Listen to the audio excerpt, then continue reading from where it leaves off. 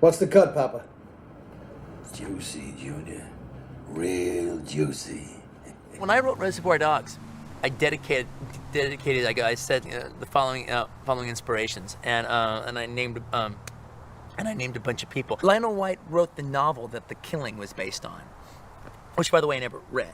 All right, I've never read his novel. I've read a couple other novels by Lionel White, but Reservoir Dogs was never people like, oh.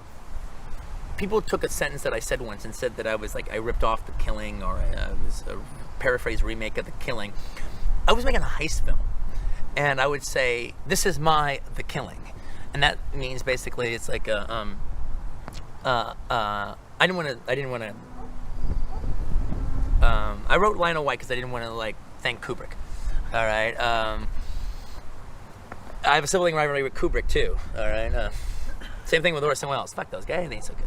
All right. They ain't so hot. Yeah, they're okay. But, Jesus Christ. Tim Curry is one of the great eccentric character actors of all time. And actually, I'd read, he came in and read for Joe Cabot. And it was kind of between him and Lawrence Turney. Oddly enough, I didn't hire Timothy Curry because I'd heard he was so crazy. All right. He never would have been as bad as Lawrence Turney. At his craziest, his craziest could be just as bad as Lawrence Turney, but I don't think he would have been at that time. Timothy Curry also had this, but oh God, he was great.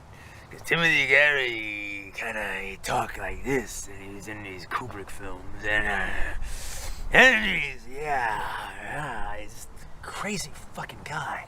I mean, one of the weirdest fucking actors ever. Red Lightning, huh? Red Lightning in the 7th. You say you're betting on him, huh? Yeah, I got a little bet down on him.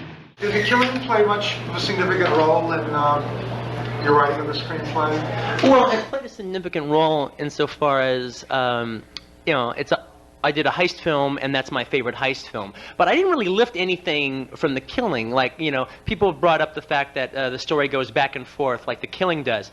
But, like a big difference in there is like The Killing uses a newsreel structure in order to work that framework. On February 7th, on the last day of his life, so-and-so goes and does this. So that was like this like newsreel section where I tried to adopt a novelistic structure.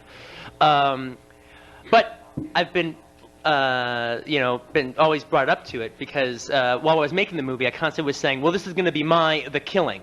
I didn't mean I'm going to remake it or anything. What I meant was, if I was going to do a World War II movie, that it would be my Where Eagles Dare, or a Western, they'll be my One-Eyed Jacks. It's just the way I was thinking in terms of... Well, I love the idea of an intermission. I love it in plays, and I love it when movies do it. And I think, especially since I'm such a storyteller, I really like taking the audience on telling them a story, and I love different storytelling techniques that you can use to, delay an audience gratification or goose it to some degree or another. And to me, I guess my favorite intermission of all time is 2001, where the seemingly almost storyless whole first act goes, and then a conflict is introduced the minute before the introduction. I mean, the intermission. The minute before the intermission kicks in. Yeah.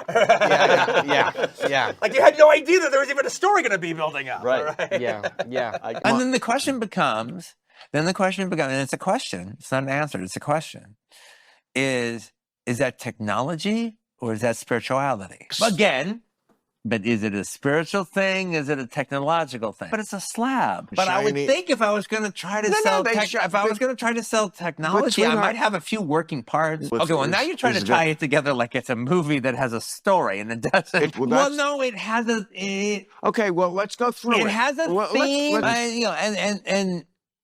it's actually curious. While you're describing it, is the apes respond to the sound, but they don't respond to the sound that way. It's not like, oh, they can't handle it. No, when it goes, wah, when they touches it and they go, wah, they respond to the wah. But it's not, it's a different sound. It's like, it's not, they're not going, They're not going like this, right. I think it's one of the questions of cinema. It's one of the reasons that you can say that there's a brilliance to, if not Arthur C. Clarke's novel, but to Stanley Kubrick's movie. He seems to ignore everything about drama except just enough rope with knots in it You're so right.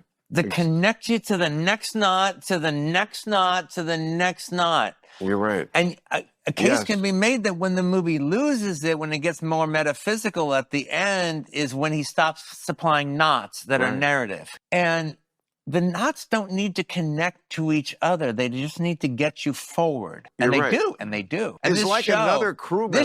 This show is And very then- much like Entertainment Tonight, but for like but for Well, no. astronauts. No, but it's done as if it's Entertainment Tonight. It has, and he's listening to it like he's listening to his report on Entertainment right, Tonight. he's- I thought it was and then- very much like Okay. you've done Angie, and you're watching the Entertainment Tonight special on Yeah. Angie, and here comes your guy. I like Full Metal Jacket. It's no Boys and Company C, but I will say one of the things that's special about Full Metal Jacket to me is obviously I knew who Stanley Kubrick was when I went to the movies and saw The Shining, but it wasn't until Full Metal Jacket that I really, really knew who Stanley Kubrick was. Yeah. I had seen a bunch of his other movies at revival houses by that time. So this was the first time completely A new plugged Stanley in Kubrick movie to is exactly who Stanley Kubrick is. And a new one is opening, and I'm seeing it on opening night. That was the first time, actually the only time that ever happened. Did it live up to that anticipation? Yeah, I did. The creative mojo is there for a while, and then we see the spigot start to dry up a little bit, or it's not flowing the way it was. And, there is that time where there is just an excitement around a director or any kind of artist where they're at a certain place and their new work is exciting. Yeah. And it's an event. And you keep coming for that.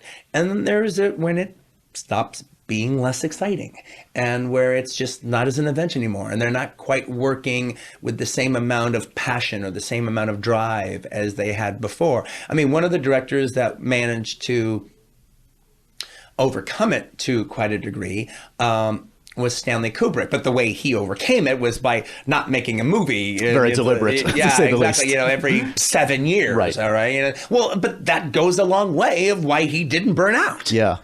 He lived a life, and he devoted years into pre-production, and then however long it took to make the film. And so each movie was a big deal, and it was an artistic achievement that whether you accepted it or rejected it, it was what it was. And it wasn't just making a movie because he didn't know how to do anything else. Right. About that story.